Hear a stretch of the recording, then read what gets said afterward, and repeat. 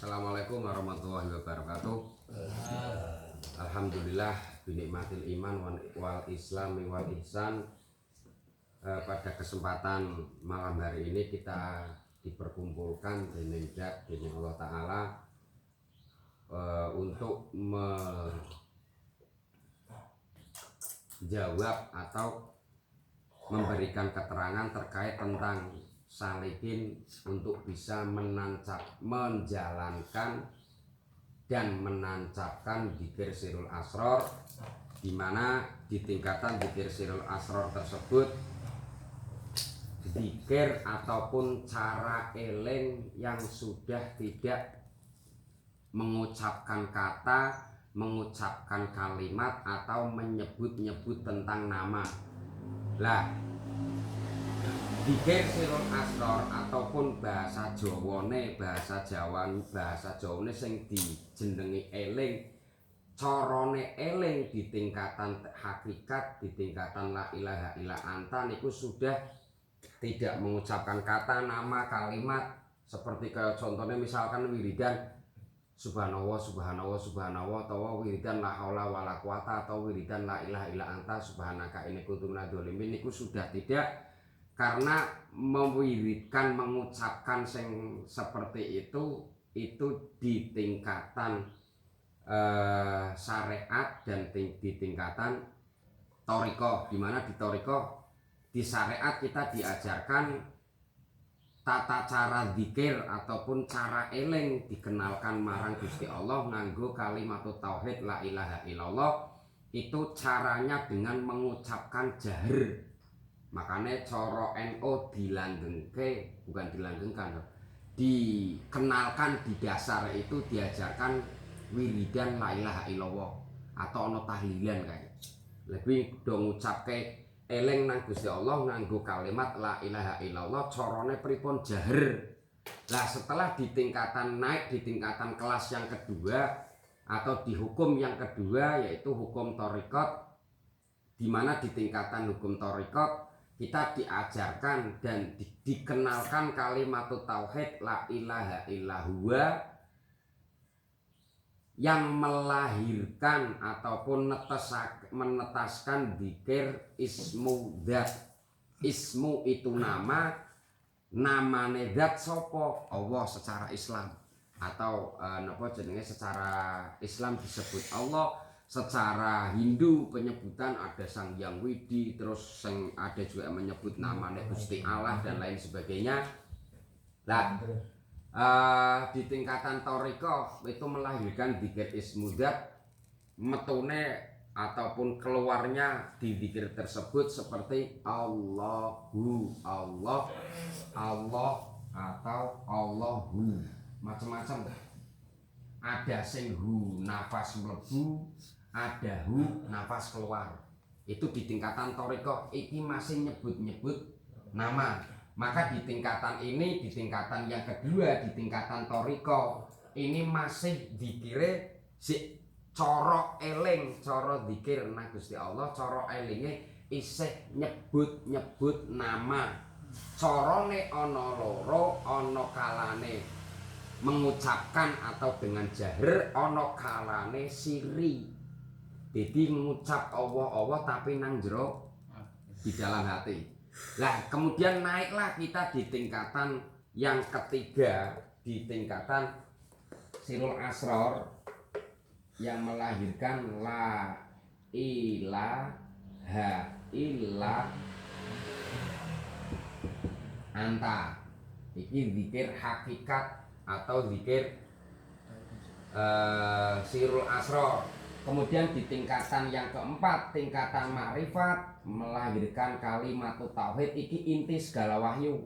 La ilaha illa ana, tidak ada Tuhan selain aku atau saya. Jadi proses inilah tingkatan dzikir tadi, la ilaha illallah, la ilaha illa huwa, la ilaha illa anta, la ilaha illa ana. Nah ini yang akan kami bahas di tingkatan sirul asror, di kalimat tauhid la ilaha illa anta, tidak ada Tuhan selain panjenengan.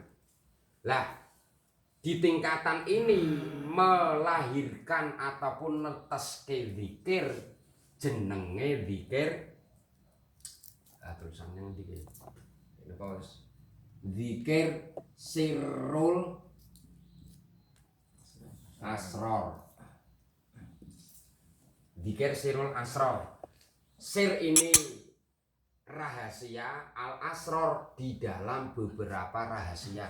Makanya tidak banyak yang tahu tentang zikir sirrul asrar. Karena awet zaman Sayyidina Ali iki dipendem. Tidak dipublikasikan, bahasanya tidak diwulangke secara terang-terangan. Hanya melalui nek cara biyen ana sing masayih mulangke murid siji bungkem meneng, neteske siji bungkem meneng terus sampai ke detik saat ini. Iki tujuannya apa? Menyelamatkan ini.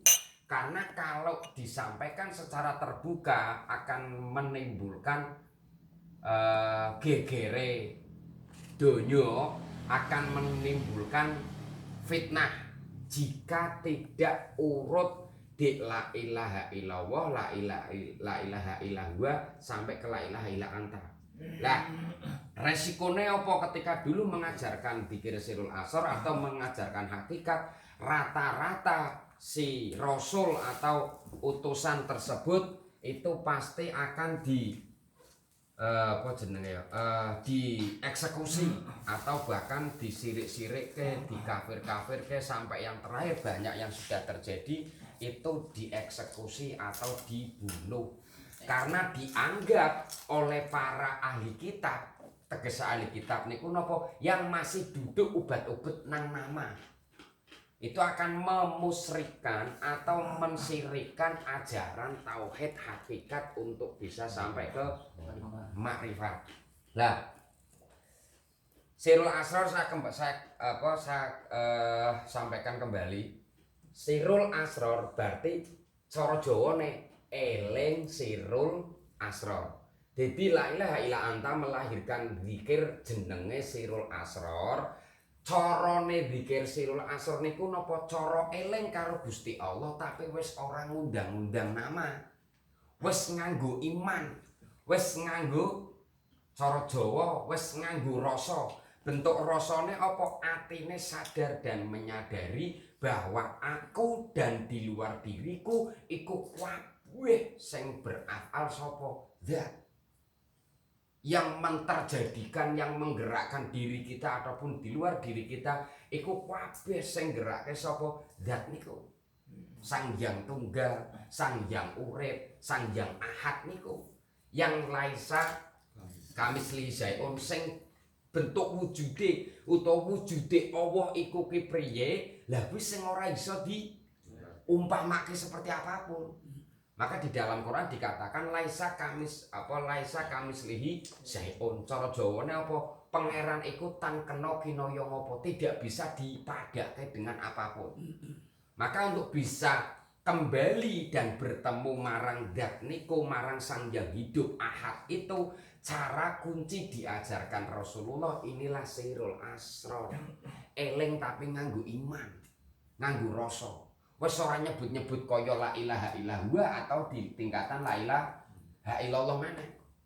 Sudah lepas wis nganggone kesadaran rasa iman bahwa semua yang menterjadikan diri dan di luar diri kita kabeh sapa? Ya Sang Hyang Ahad iku, Sang Hyang Tunggal. Maka di dalam sirrul asrar ini melahirkan di dalam sirrul asrar itu ada 3 tingkatan. Di tingkatan pertama jenenge Syu'aul Basirah. Di tingkatan yang kedua Ainul Basirah. Di tingkatan ketiga Hakul Basirah. Lah, Syu'aul Basirah inilah tempat di mana seorang hamba itu bisa melakukan atau secara bahasa melakukan, tapi di situ yang memerankan tetap zat. Syu'aul basiro inilah yang dikatakan diajarkan di dalam hukum syariat taubatan nasuha itu kalau seorang hamba sudah dituduhke atau untuk hidayah hakikat, maka dia akan benar-benar secara keilmuan dikatakan wong sing wis taubatan nasuha. Atine wis sadar dan menyadari yang tadinya merasa bisa nglakoni, bisa menjalankan sholat, bisa menjalankan poso, zakat, haji, umroh, atau ibadah maem, nginum, kerja, dan lain sebagainya yang tadinya diri kita makhluk mengimani, ketika sudah di tingkatan hakikat, maka disinilah letak taubatan nasuha, artinya sadar dan menyadari. Akhirnya apa, kita kembalikan lagi marang sopo, marang iki dat atau sang yang ahad itu yang berafal atau yang menterjadikan semua segala sesuatu yang terjadi di diri kita atau di luar diri kita. Hati sadar dan menyadari itulah syu'aul basirah. Hati sadar menyadari bahwasanya gerake awake dhewe nang njaba awake dhewe kuwi kabeh sing berafal zat sang yang hidup. Najano kita masih diperlihatkan weruhe makhluk, tapi iman harus tembus marang zat itu sing berafal.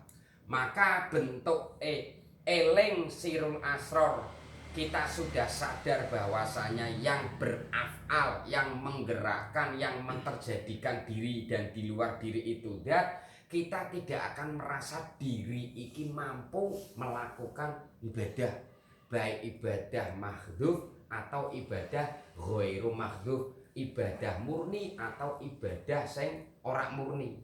Lah, di dalam sirul asror, tata cara untuk menjalankan zikir sirul asror itu kita harus melakukan uzlah atau melakukan kholwat yang mana dilakukan dan diajarkan dening Rasulullah di dalam surat An-Nisa Al-Insan ding. Surat bukan An-Nisa, Al-Insan.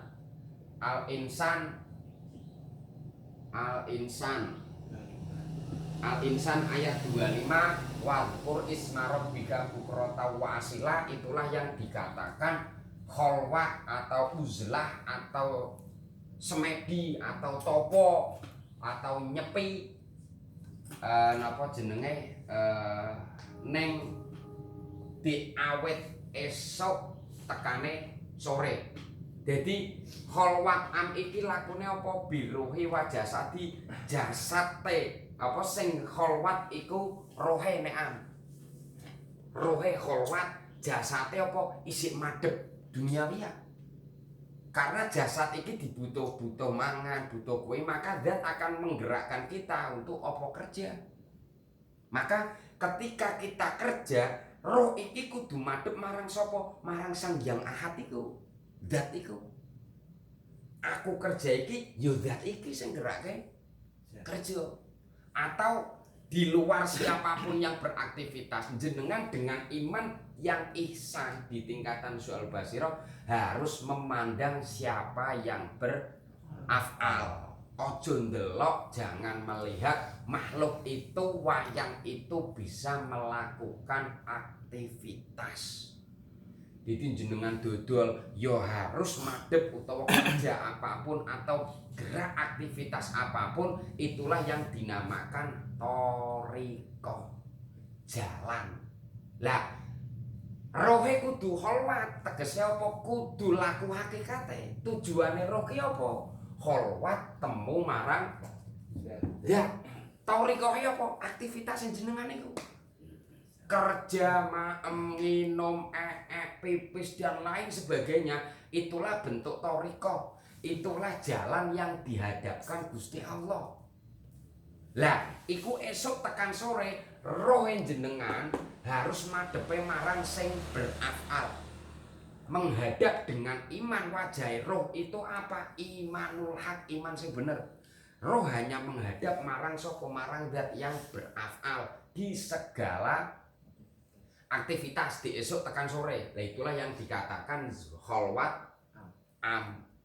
Berarti rohe madhep nang Gusti Allah, jasad iki sik dikembulke perkara duniawiyah atau perkara masiwa Allah, perkara selain Gusti Allah, selain Dia. Lah kok karena saiki wektune wis beda. Kemudian nang beduk, nang asar kok jenengan ada waktu. Bahasanya ana waktu untuk menyendiri. Terus jenengan digerakake Gusti Allah di situ melakukan kholwat, mbuh nang ngisor wit pelem, nang ngisor wit gedang istirahat beduk. Terus jenengan nang kono dhewean linggih karo udut kah atau nang kono atine kholwat jalan sadar menyadari mengimani bahwasanya kabeh sing wujud kabeh yang bergerak itu zat itu masuk juga najano awan, tapi jenengan itu secara sistem masih melakukan kholwat khos di dalam am. Nek sistem ini nek cara sistem itu kan amke esok tekan sore. Berarti jasad isi kerja tapi roh kudu madhep ning nggon zat. Wajatu wajian liladi. Tapi kok nang jaba nang di waktu esok tekan sore kok ada waktu jenengan itu bisa menyendiri. Najano awan itu tergolong jenengan nglakoni kholwat khos. Karena terputus ya. Nah, karena jasad ini terputus dari yang lain. Diputuske Gusti Allah kuwi cara contone misalkan batu waya bedhug kuwi jenengan dilakokke muncul iroda nang jero ati.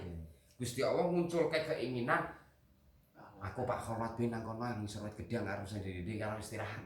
Lah kuwi berarti jenengan saat itu iku bisikan di Gusti Allah untuk berarti warid minallah yang mengajak jenengan iman itu tembus marang Gusti Allah. Lah kuwi arane kholwat khos najan awan. Karena apa? Roh sak jasate jenengan wis madhep kuwi. Ngeculke perkara duniawiyah.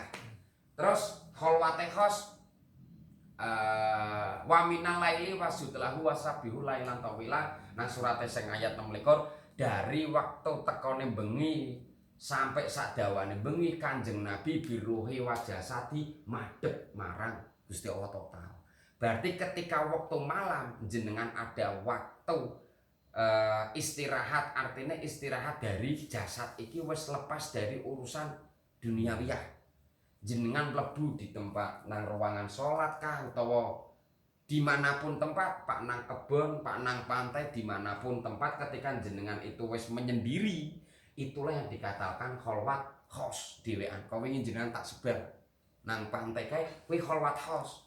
Karena antara jenengan dengan yang lain sudah tidak ada interaksi. Wis lepas diri-diri.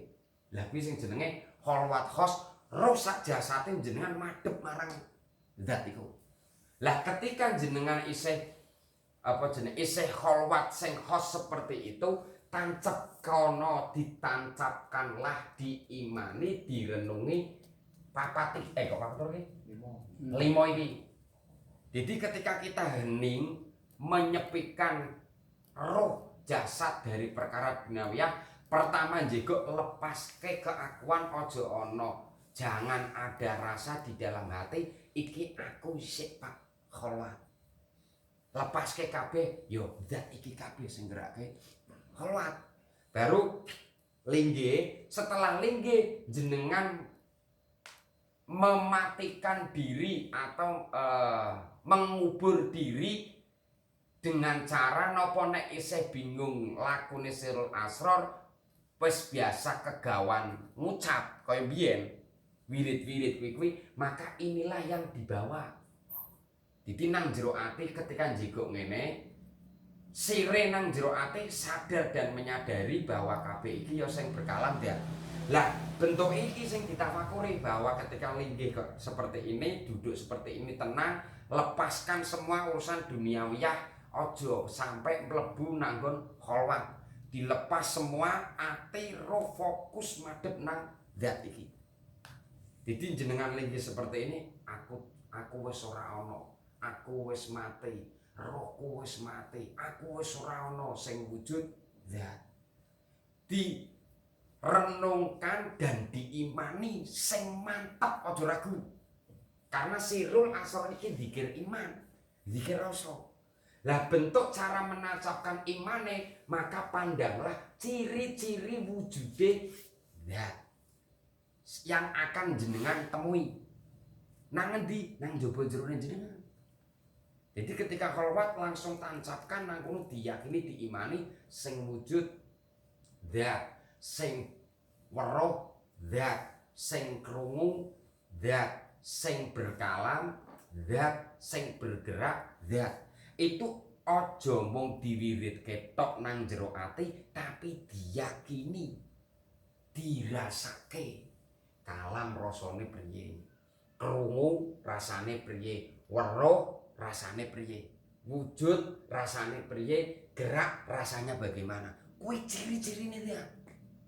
Maka nek jenengan wis yakin sudah ketemu rasa krungu, rasa kalam, rasa gerak, kuwi ciri-cirine dia.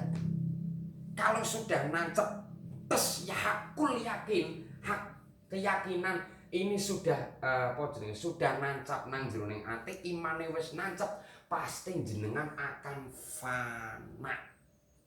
Difanake Gusti Allah. Lah fana iki apa? Hilang kiamate, hancurnya seluruh makhluk bumi langit seisinya dan diri jenengan iki roh yang sedang melakukan suluk. Suluk itu berarti kholwat niku. Iki fana, hilang. Rasa jenengan itu sudah tidak ada. Bentuknya tidak ada apa? Karena iki wis nancep. Yakin bahwa cirine Allah ki wujud. Nah, ben temu ki temune nganggo apa? Nganggo iman. Itu jenengan kono-kono merem kopi terus meripatnya mencari dalam kegelapan itu tidak.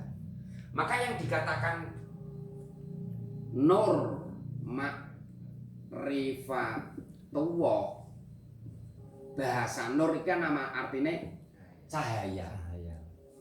Ma'rifatullah itu artinya pengenalan, pengetahuan marang zat. Jadi dudu jenengan mengko ketika kuwi maune merem peteng dedet air ana cahaya terus dadi padhang. Asale masahe mbiyen memang ora jelas ke, ditutup ora ubak-ubek nang ngono wae. Jadi yang dimaksudkan nur ma'rifatullah ki apa? Pengetahuan nur ma'rifatullah ki imanul haq. Iman sing wis ra iso diganggu gugat. Yang kita dapatkan dari mana? Dari kita ngaji dari Gusti Allah iki. Kita bersama-sama di proses Gusti Allah, dikai ilmu rek Gusti Allah, kita tancapkan di dalam kholwat, maka pengetahuan itulah Allah akan mendatangkan nur ma'rifatullah, artinya mendapatkan pengetahuan keimanan yang sudah tidak bisa tergoyahkan. Maka ketika kholwat niku iki jenengan harus merenungi dan merasakan tentang ciri-cirinya Sang Hyang Ahad atau ciri-cirine zat itu. Ciri-cirine apa? Wujud, melihat atau weruh, kemudian krungu, berkalam atau berbicara, kemudian bergerak. Lagi dirasake ketika kita sedang kholwat. Tapi sekali lagi jangan ada rasa atau ada iman atau ada rasa percaya, rasa iman di dalam hati bahwa iki aku isi kholwat miritke 1 2 3 4 5. Iki harus dilepas. Aja ana rasa ki aku ring sik ngucapke wirid. Sing sik ngucapke dzikir sirul asrar. Jadi ditancap ke temenana, diyakini ki ciri-cirine. Maka ketika kita sudah ketemu sing wujud, sing berkalam, sing kerung, sing wujud, zat sing krungu, zat sing berkalam, zat sing krungu, zat sing bergerak, zat itu ketika kita yakin pasti di titik keyakinan ketika dirasakan sing krungu, zat sing berkalam, zat sing bergerak, zat iku aja mung diwiwitke tok tapi diyakini. Lah yakin itu yang akan menumbuhkan iman atau rasa. Lah kuwi ciri-cirine zat iku iki, wujud, weruh, krungu, berkalam, bergerak. Nek wis nang kono kita yakin wis hakul yakin dengan ciri-cirine Gusti Allah mau yang ada di dalam jiwa diri kita mau krungu dan berkalam. Ketika yakin mau sing berkalam ya, sing Kuwi nek wis yakin lho kuwi wis yakin seperti itu pasti saknalika Gusti Allah memfanakan jenengan. Ciri-cirine fana itu kesadarane jenengan nang ati wis ora ana kesadaran bahwa aku iki makhluk, aku iki ana, bumi ana, makhluk ana iku ora ana kabeh. Lah posisi fana iku ora mesti kadang sedetik, kadang 2 detik, kadang 3 detik. Kadang ya bisa 4 jam kok selawat piye dilakokke ngasih jedhek kok. Jadi ora mesti kan. Kadang 1 detik, 3 detik difanake jebret lah. Fana kuwi berarti ancur jenengan kuwi. Iki diri jenengan kan iki. Wis ora wis fana wis kiamat kabeh ilang kabeh. Nama Allah ilang. Lah itulah la ibsorun wa mubsorun wa basorun. Roh tadi yang mencari fana. Kemudian wa mubsorun nama Allah zat fana. Sifat fana. La ibsor wa mubsor wa basor. Wa basor apa? Rasa tadi yang mencari juga fana. Wis ora ana kabeh gung lewang lempung. Makanya dikatakan cara ilmu Jawa alam suwung. Suwung ki apa? Ya wis ora ana apa-apa kiamat kabeh. Tapi suwung iku isi. Karena apa? Pangeran zat iki sifate wujud. Maka kosong itu isi. Isi itu kosong bagi siapa kosong? Wong sarek atau reka. Dan orang yang sedang diproses nang Jo'aul Basiro. Lek wis fana kosong kabeh tapi isi. Isine apa? Zat iki sing wujud. Lah ketika jenengan mau wis fana, pastilah zat itu nanti akan hakul basiro. Hakul basiro ki apa? Deklarasi. Bentuknya deklarasi apa? Zat ini akan mengatakan la ilaha illa ana. Aku iki zat. Ingsun zat. Ingsun Allah. Kowe iki sapa? Ya iki dhewe sing ngucap, ya iki sing krungu. Dudu zat sing ngucap, iki sing krungu. Tapi apa? Ya iki dhewe yang berkalam, dia sendiri yang mendengar iki. Poin ketiga dan keempat. Iki hakul basiro. Zat itu yang berkalam, bentuk kalamnya apa? Iso ngucap aku Allah. Aku zat la ilaha illa ana. Itu yang berkalam sapa? Zat. Yang mendengar sapa? Zat. Maka kalau masih ada rasa kita keluru, kita ngenteni kalam la ilaha illa ana, tidak akan pernah mendengar karena roh ini tidak bisa mendengar kalame zat. Karena yang krungu zat, yang berkalam zat. Itulah yang dikatakan makom ma'rifatullah atau secara tingkatan ataupun secara sistem itulah yang dikatakan alam musyahadah,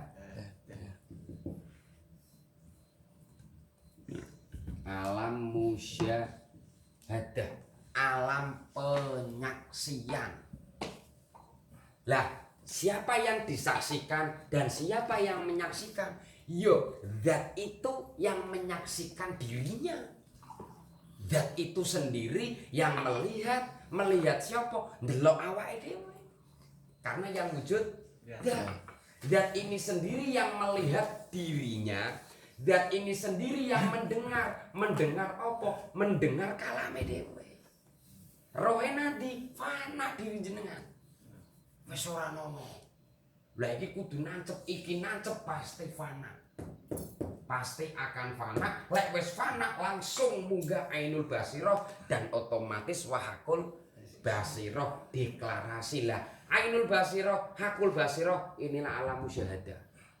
Alam penyaksian, alam ahad. Wis ora ana loro meneh. Berarti secara bahasa apa? Musyahadah alam kelanggengan alame Gusti Allah, alame zat niku, alame sang yang ahad. Jadi jenengan roh sudah fana. Iki cara untuk menancapkan sirul asrar. Jadi biar tidak bingung karena sudah terpatri zikir-zikir yang muncul ngucap-ngucap itu. Padahal zikir itu sendiri maknanya eling. mengingat atau ingat. Lah eling di tingkatan hakikat sirul asrar iki eling nganggo apa? Nganggo rasa, nganggo iman sing mesti fana. Pasti akan fana. Lah nek wis fana, lah kuwi baru langsung dat itu eksistensi atau tajali nang kono. Ingsun dat, ingsun Allah, anal haq la ilaha illa ana. Diri makhluk wis lebur kabeh entek. Apa diri jenengan sendiri itu sudah fana, apa maneh njaba jenengan semua sudah rata kembali ke asal usule. Makhluk iku ora ono. Iki rahasia untuk bisa cepat menancapkan sirul asror. Tapi taruhlah iman ketika di sini, jangan ada rasa bahwa diri kita yang melakukan. Langsung di ilahi rojiun, kembalikan. Nah, secara bahasanya kami katakan seperti tadi. Nek mengikuti bahasa koyok-koyok seperti manusia diri kita yang nglakoni. Tapi kesadaran di dalam hati, di dalam rohaniah, iman itu harus melepaskan keakuan diri. Jangan ada iman aku ki sing nglakoni kholwat. Ini kholwat khos. Sing harus nancep. Nek di kholwatan berarti tadi jasad iki masih kembul marang duniawiyah. Tapi hati rohaniah harus bertajali madhep marang sapa? Yang berafal nang njaba jerone diri, njaba jerone makhluk. Maka di saat itulah kita diuji dening Gusti Allah, diuji zat melalui kejadian apapun. Nek hati iman tembus marang zat itu yang berafal, diri kita tidak akan pernah muring karena tembus yo zat sakarep-karepe Gusti Allah. Terserah zat, karena zat itu punya sifat jais, itulah sifat menang, itulah sifat Gusti Allah iku maha sakarepe dhewe. Ana sing koyok-koyok dilakokke maksiat, ana sing koyok-koyok dilakokke ibadah. Tapi dua ini kabeh yang gerakke sapa? Satu pelaku. Karena tidak ada kekuatan selain kekuatan Gusti Allah. Maka jangan ada iman di dalam diri, wong ibadah digerakke Gusti Allah, wong laku maksiat digerakke setan. Atau makhluk batin jenengan ada iman setan atau nafsu atau makhluk itu yang menggerakkan, berarti jenengan mengimani ada dua kekuatan. Satu kedel, maka hati kita akan bisa tatmainul qulub, bisa bersih dari segala penyakit. Lah iki nek ora mlebu tidak naik ke dalam sirul asrar tidak bisa. Sing salat ngibadah yo kae iki makhluk, kae iki kiai, kae iki wali ibadah, sing maksiat kuwi yo wong ahli maksiat. Jadi di saat itulah itu kita nyekutuke Gusti Allah. Jadi ilahi rojiun, kembalikan marang Sang Yang Jais itu Gusti Allah. Moho sakarepe dhewe. Nah, ini terkait tentang cara menancapkan dzikir sirul asrar, kholwat am dan kholwat khos. Itu yang dimaksud sujud ya. Ya, sujud yang benar itu berserah diri secara total. Itu sujud. Lah kata masjid itu mem sin